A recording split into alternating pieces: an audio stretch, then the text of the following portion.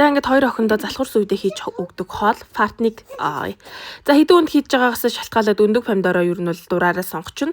За тэгээ би та хэдэд помидор яаж хэрчгийг заалтаа нэш би өөрөө нэг ингээд нэг 4 хуваагаад хэрччихдэг юм байгаа юм. За тэгээд уул нь бол өндгөө шарж байгаа, тусдаа шарж байгаа марж байгаа бичлэг хийсэн боловч хадгалаагүй юм хаашин юм байдгүй. За би бол өндгөө төрүүлээд тусад нь хайраад авчдгийн. Тэгж жагаад помидороо маш гоё халаасан тосон дээр хийж хуурч байгаад дээрэс нь өндгөө нэмээд багавцар ус хийгээд тэгээд нэг жоохон давсаар амтлагаандаа тааруулаад хийчдэг. За ер нь бол маш амархан.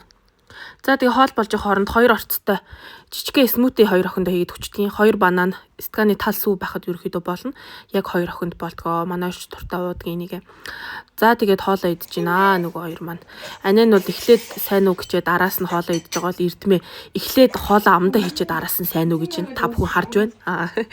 За энэ 2 охин маань баг маань уйлаад исэн учраас бичлэгийг нь хурцсагчлөө. За тэгээд эрдмээгийн бод яаж байгааг харж байгаа өстэй те. Одоо хасгачаад тэр мэрийг идээд байгаа мó яагаад байгаа. Ер нь бол идэн гэж үзүүлдэг л дээ.